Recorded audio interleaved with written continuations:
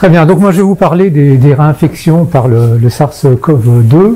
Donc maintenant on en est, en tout cas dans nos zones tempérées ici en France, à environ 9 mois d'évolution de cette pandémie, avec plus de 50 millions de cas au niveau mondial, environ 9 millions de cas au niveau européen.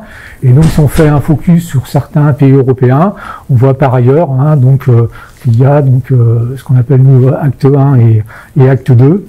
Avec une disparition quasiment des cas, et puis une réapparition en juillet.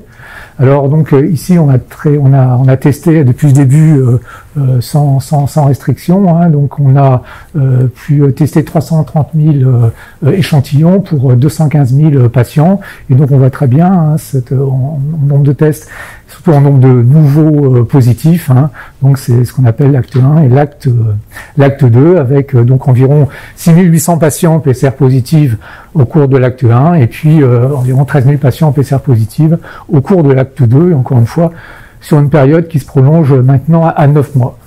Donc ça, comme la pandémie SARS-CoV-2 se prolonge, hein, donc une question, hein, c'est est-ce que les réponses immunitaires vont protéger contre des réinfections. Alors, donc il y a eu des premiers cas qui ont été rapportés donc de réinfection qui obéissaient à la définition et aux critères suivants. C'est-à-dire qu'on avait un premier épisode de Covid, hein, de maladie avec une PCR positive, suivi en fait d'une guérison clinique, et ensuite une PCR négative, hein, et encore de nouveau une PCR positive. Donc vous voyez en fait ici 6 exemples avec une première positivité, une négativité, une guérison clinique, et puis de nouveau une positivité. Alors donc vous voyez en fait le tableau qui décrit ces 6 cas. Donc dans ces cas, en fait, il n'y a pas d'évaluation du génome, ce qui fait que on n'est pas certain qu'il s'agisse réellement d'une réinfection avec un génotype différent. Vous voyez qu'en fait, on a certains patients qui sont immunodéprimés, mais d'autres manifestement sont immunocompétents. Et puis, au décours de la deuxième infection, on a des cas d'infection asymptomatiques. Donc il y a eu un certain nombre de cas qui ont été décrits comme cela, sans comparaison des génomes entre le premier épisode et le deuxième épisode. Et puis donc en août a été publié un premier cas de réinfection pour lequel il y avait une analyse des génomes viraux séquencés au premier épisode et au deuxième épisode. Donc il s'agissait d'un homme de 33 ans, immunocompétent. Le délai entre les deux épisodes était de 142 jours. La deuxième infection était asymptomatique et elle était survenue malgré une séroconversion IgG. Vous voyez ici l'arbre phylogénétique qui montre bien que ce patient a été infecté donc successivement par 2 virus complètement différents. En pratique, c'est un patient qui vivait à Hong Kong, et donc le deuxième épisode, il a été testé de façon systématique au retour d'un voyage d'Espagne, et il était passé également par l'Angleterre. Et donc on voit qu'il y a sur l'analyse des génomes, l'analyse comparative, 24 nucléotides qui diffèrent entre le génome du premier épisode et le génome de la deuxième infection. Donc ce cas en fait a généré un certain nombre de questions sur les possibilités d'une réinfection et puis leur fréquence, hein, dans différents journaux. Et donc, à ce jour, il y a eu 13 cas publiés de telles réinfections pour lesquelles le génome a pu être comparé entre le premier épisode et le deuxième épisode. 3 cas aux USA, 1 en Hollande, 1 en Belgique, donc le premier à Hong Kong dont je vous ai parlé, 1 en Équateur, et puis 6 en Inde. Donc nous, on avait regardé entre l'acte 1 et l'acte 2, donc sur les patients qui avaient été positifs, donc c'est 1800 à l'acte 1, eh bien il y a 837 patients pour lesquels on avait eu de nouveau un prélèvement, et parmi ceux au cours de l'acte 2, et parmi ceux-là, 15 patients avaient été retrouvés de nouveau PCR positive. Et donc on a rajouté un cas de réinfection avec analyse comparative des génomes. Donc c'est le premier cas qu'on a caractérisé complètement sur les 15, et les autres cas sont en cours d'exploration. Donc il s'agissait d'un homme de 70 ans, immunocompétent. Vous voyez, il a été positivé pour la première fois fin avril avec un CT à 27, suivi d'un autre CT à 30 environ 15 jours plus tard. Il a fait une séroconversion IgG après le premier épisode, et 105 jours plus tard, le 19 août, il est retesté de façon systématique. C'est un patient qui vivait en EHPAD, et il est testé avec un CT à 18, et donc il a par la suite négativé son virus, et il a été de nouveau déterminé qu'il était IgG positif un mois après la deuxième infection, qui était asymptomatique.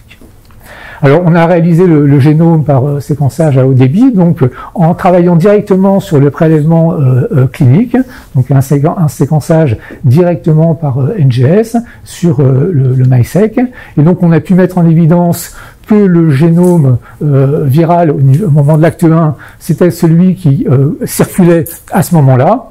Vous voyez qu'on a comparé que ce génome était le plus proche de génome qui avait été obtenu d'autres patients à cette période, et qui était complètement donc séparé du génome viral séquencé lors du deuxième épisode, qui lui clusterisait avec des souches qui sont apparues uniquement lors de l'acte 2, en pratique à partir d'août, et qui correspondent à ce qu'on appelle le génotype Marseille 4. Donc on a pu vérifier qu'il y avait des différences à 34 positions nucléotidiques entre les deux génomes, ce qui montre bien qu'on a un écart très important, que ce sont des souches complètement différentes. Et donc si on reprend ce cas et l'ensemble des 13 cas publiés précédemment, eh bien, on a un certain nombre de critères qui nous permettent d'affirmer de façon plus ou moins robuste une réinfection. Vous voyez que dans ces 13 cas, il y en avait certains pour lesquels, la plupart, pour lesquels il y avait au moins 2 mois d'écart entre le premier épisode et le deuxième épisode. On avait dans la majorité des cas, mais pas dans tous les cas, une PCR négative entre les deux infections. Vous voyez le nombre de nucléotides qui différaient entre le génome obtenu lors du premier et du deuxième épisode. Seulement 3 sérologies avaient été réalisées après la première infection, et donc elles avaient été retrouvées donc, dans 2 cas positives. Et ce que l'on avait fait, et ce qui a été fait uniquement dans un autre travail récent, c'est de vérifier par un test médico-légal, donc c'est Nicolas Lévy qui l'a réalisé dans son laboratoire de génétique, de vérifier que les 2 prélèvements respiratoires analysés provenaient bien de la même personne. Donc si on reprend ces 14 cas, la moyenne d'âge était de 40 ans, c'était essentiellement des patients immunocompétents, donc dans 12 cas sur les 14, des hommes majoritairement, dans 70% des cas, un délai moyen entre les 2 diagnostics de 81 jours, et donc on avait donc une sérologie réalisée seulement dans 3 cas lors du premier épisode.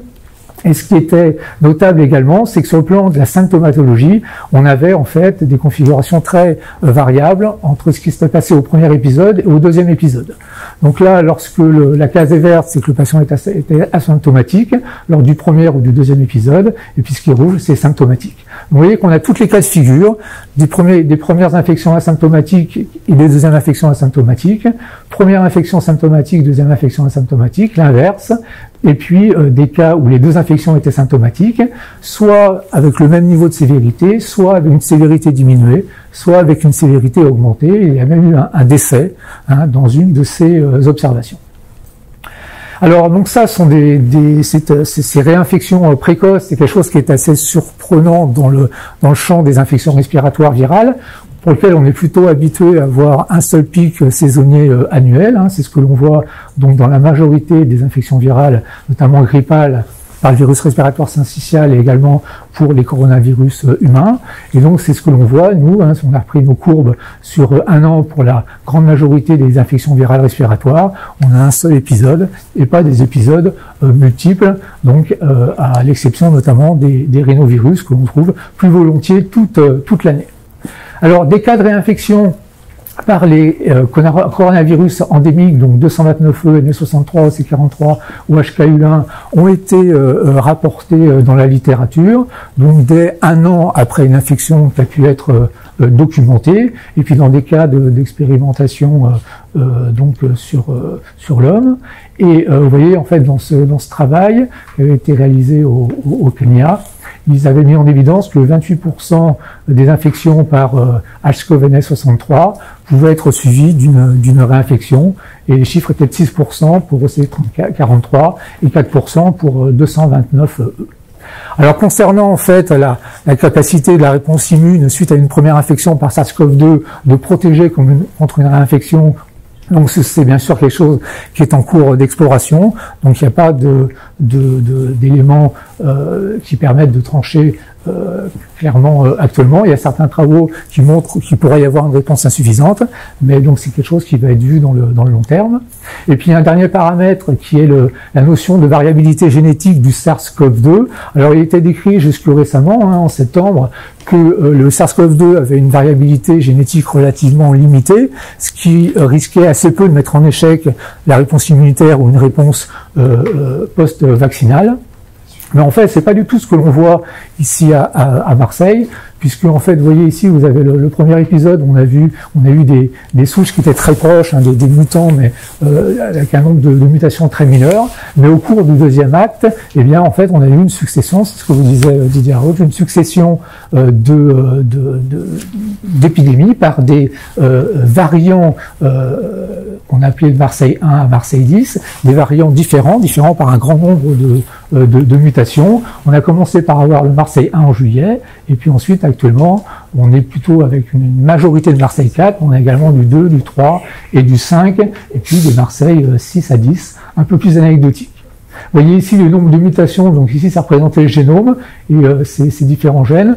Vous voyez en fait toutes les petites barres vertes ou de couleur représentent des mutations. On voit bien qu'on a des variants avec une grande variabilité génétique qui est observée dans ce que l'on peut séquencer ici à Marseille. Et vous voyez sur cet arbre phylogénétique que ici le variant Marseille 4, il est très éloigné en fait d'un ancêtre de son ancêtre, et donc on a vraiment un vrai saut et pas seulement des mutations acquises progressivement. Voilà, donc en résumé, donc l'étude des réinfections, c'est quelque chose qui est très important actuellement. Donc il y a, vous l'avez vu, très peu de cas actuellement décrits, mais c'est quelque chose qu'il faut continuer à investiguer pour mieux en apprécier la fréquence et les facteurs associés, la sévérité clinique, et puis ça pose la question de savoir s'il ne faudrait pas considérer d'utiliser éventuellement plusieurs variants viraux dans les futures stratégies vaccinales. Voilà. Merci.